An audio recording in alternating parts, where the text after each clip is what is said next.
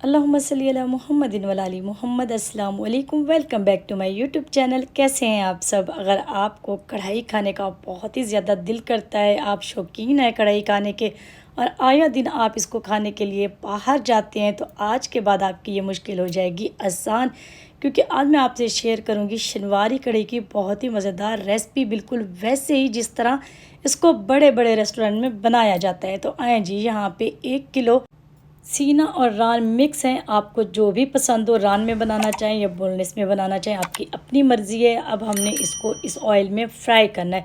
Oil की जो quantity है आपने ज़्यादा रखनी है, तभी आपकी कढ़ाई वैसी ही बनेगी जिस तरह इसको बाहर तैयार किया जाता है।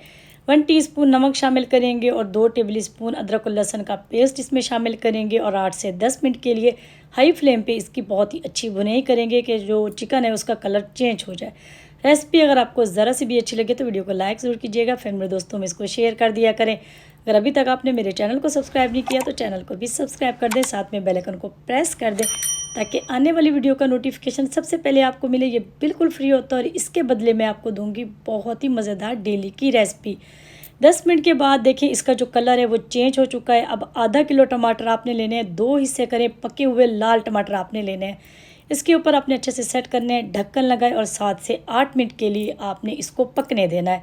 तो यहाँ पे देखिए 8 मिनट गुजर चुके हैं, टमाटर भी इसमें पक चुका है और इसका छिलका बहुत ही आराम से निकल आएगा।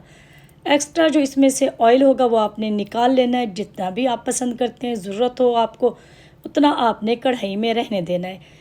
अभी यहाँ पे जो है ना टमाटर का आपने सारा छिलका निकाल लेना है। उसके बाद आपने क्या करना है, टमाटर को अच्छी तरह मैश कर लेना है। कोई भी छिलका नज़र है तो आपने उसको निकाल लेना है। टमाटर इसमें अच्छे से गल चुके हैं। नरम टमाटर लीजिएगा और लाल टमाटर लीजिएगा। आधी प्याली हमने इसमें दही शामिल कर दिया है। दही को आपने अच्छी तरह फेंट लेना है। चूल्हे की आंच को ज़रा सा कम कर लें। इसके बाद आपने इसको अच्छे से मिक्स कर लेना है। अभी यहाँ पे कढ़ाई मसाला 2 टेबल स्पून भर के मैंने इसमें शामिल कर दिया है। कढ़ाई मसाला आपने इसमें ज़रूर शामिल करना है जिस भी ब्रांड का आपको पसंद हो। कढ़ाई मसाला शामिल करने के बाद 1 टेबल स्पून मैंने लाल मिर्च का पाउडर शामिल किया है।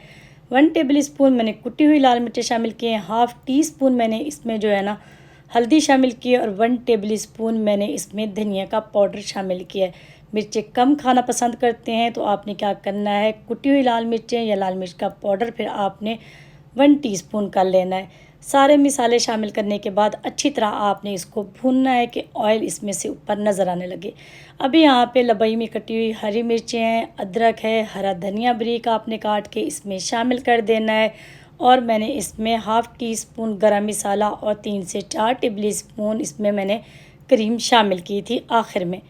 अब हल्के हाथों के साथ आपने सारी चीज़ों को मिक्स करना है। 2 मिनट के लिए आपने इसको पकने देना है। 2 मिनट के बाद आपने इसमें 1 टेबल स्पून कसूरी मेथी शामिल करनी है। हाथ पे क्रश करें और डाल दें। अगर टेस्ट आपको पसंद है तो आपने डालना है, अगर नहीं पसंद तो आप इसको स्किप कर सकते हैं, लेकिन मुझे इसका टेस्ट अच्छा लगता है, मैंने इसलिए इसमें शामिल किया।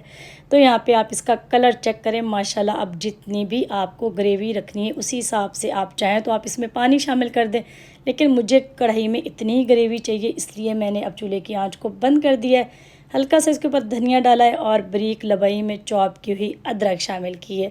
तो माशाल्लाह मज़ेदार सी हमारी शनवारी कढ़ाई तैयार हो चुकी है। आपने इसको ज़रूर ट्राई करना है। मिलते हैं नेक्स्ट वीडियो में। अल्लाह हाफिज़।